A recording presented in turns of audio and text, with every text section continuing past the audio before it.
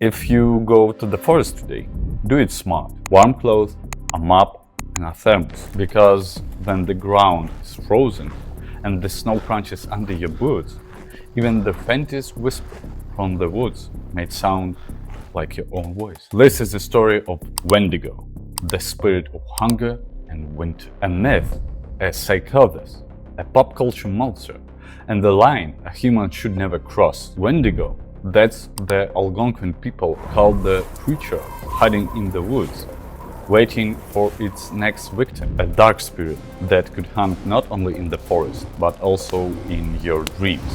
It looked disgusting and could mimic a human voice. They said the Wendigo could possess you if you ever tried human flesh. Creepy, right? The inspiration for this video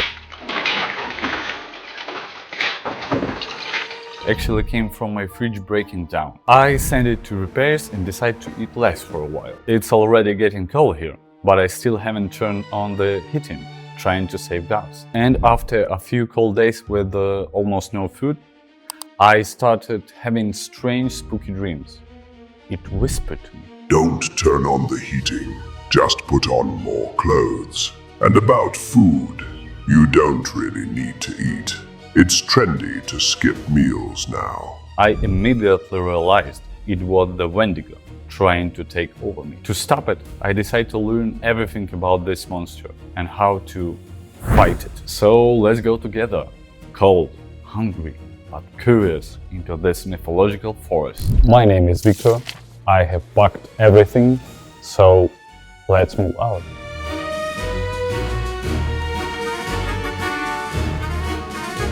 Different tribes had different names for it. Wendigo, Wantico, Wandago, even Windizel. But the essence was the same: winter, hunger, loneliness, greed, fear, and some legends describe it as a spirit, others as a physical creature. Tall, skinny, with pale skin stretched over bones, dark hollow eyes, lips frozen off, teeth like blades. Its fingers were long and bony, ending in claws.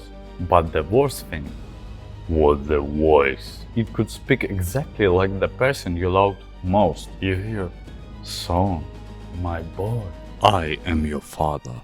And a step into the dark. There your flashlight no longer reflects in your own eyes. In Native American mythology, the Wendigo embodied winter frost, hunger, and greed. And back that the legend appeared, people really were starving. Many disappeared in the woods, and cannibalism wasn't rare. So all of that became part of the Wendigo myth, which actually has a scientific explanation. Anthropomorphism. That's when people give human face to nature and forces. Every culture does this. Hunger and frost weren't just cold or empty bags. They were living threats. Telling a child, "Don't go into the woods, the Wendigo will get you," was faster than a 5-minute lecture about disorientation, hypothermia, despair, and moral limits. But legends don't live by themselves. They're fueled by real stories. And in 1879, one such story made everyone believe the Wendigo was real. That winter, deep in the snowy northern forest, lived a man who had lost everything. His family vanished in the woods, and only he came back, well-fed, as if hunger had never touched him. People asked where the others were. He only smiled and said they had fallen asleep. His eyes were dark and empty, and he felt a constant, wild hunger. They said darkness entered his heart, the Wendigo itself, and he let it in just to survive, knowing he'd never be human again. Because hunger doesn't always live in the stomach. Sometimes it's in the heart. Creepy? Maybe. Funny? To some. But the story is real. So let's look at it without the legends. The man was Cree Indian named Kakisi-Kuchin, but settlers called him Swift Runner. He really served in the Northwest Mounted Police, the future Canadian Mounted Police, but was fired for drinking and bad behavior. During the harsh winter of 1878 to 1879, Famine hit hard. Swift Runner went into the woods with his wife, 6 kids, and his in-laws. 8 people total. In spring, only he came back. He claimed his family had died of starvation, but local noticed he looked a bit too healthy for a starving man. Then police investigated his camp. They found human bones, cracked and boiled, skulls smashed open for marrow. Swift Runner confessed he killed and ate his family, even though there are hunting trails and villages nearby with food. He said the Wendigo had possessed him, the spirit of endless hunger. He was hanged in 1879, the first official execution in Alberta. After that, newspapers wrote that Swift Runner became the Wendigo. The story spread everywhere, and for many it proved that the Wendigo wasn't just a myth, but something that could take over a person during the hunger and isolation. For his tribe, it became a warning: betray humanity, and you'll stay a Wendigo forever. What's worth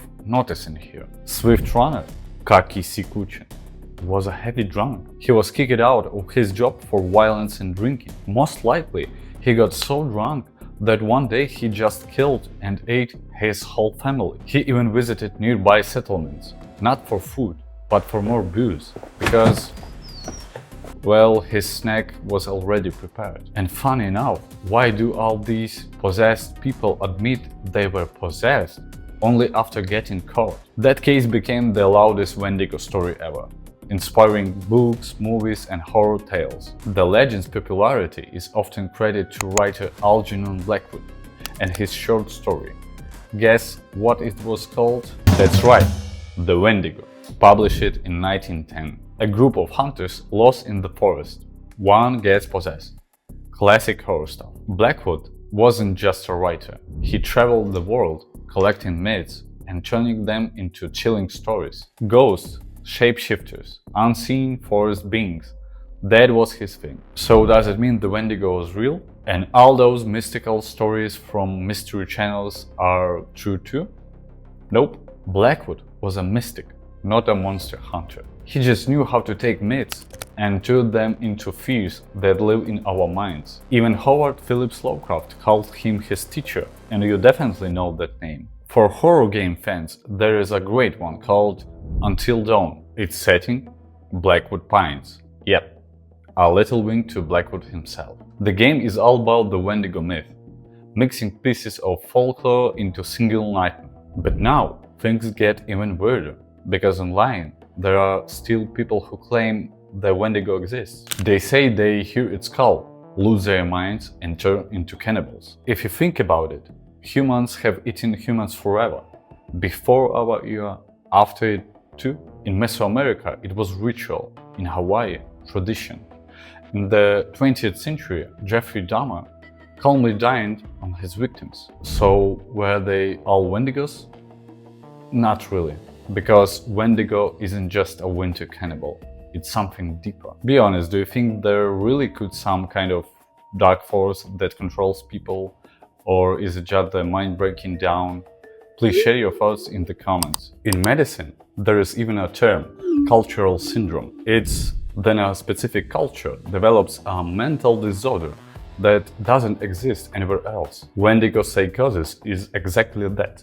Found only among North American tribes, with no known equivalent. And those who kill and claim the Wendigo possessed me are just using the myth to justify their crimes. Some even fake cannibalism to sound convincing. Others are just so mentally broken they don't need meds at all.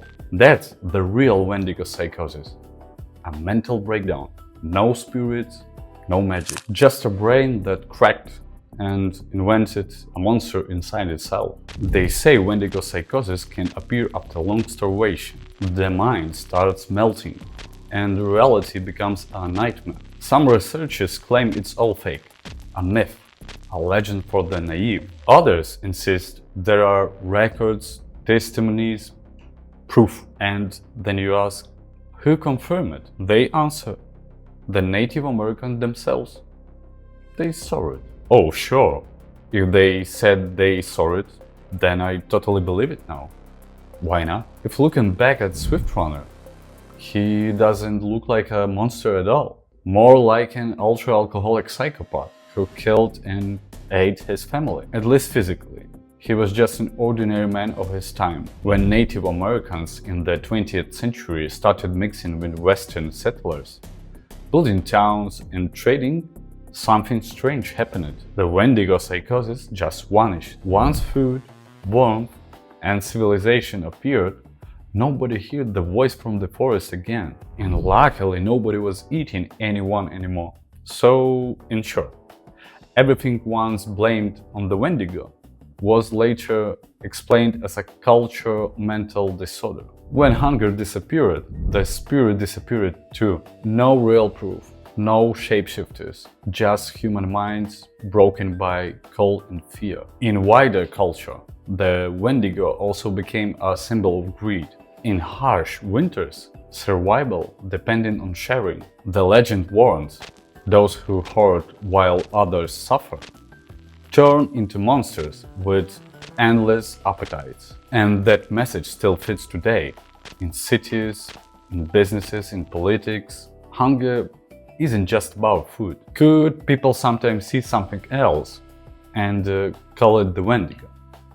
Sure, the forest is huge, full of predators, lost souls, and people on the edge. Some lie for fame, some to scare others. The legend simply gives a name to what we can't yet explain. But it also carries a warning. It teaches a responsibility in moments of despair, even when frost bites your face and darkness promises an easy way out. Stop. Some borders are meant to keep the light alive. So, after learning more about this monster, I finally bit the window. I turned on the heating. As you can see, I'm filming this in a t-shirt, and I even ordered some food, little bit bread, apple. So don't be greedy, don't eat each other. Just subscribe to Viclicks for the next licks and weird stories. Bye. Where's my jacket? I should have turned the heating on. After all,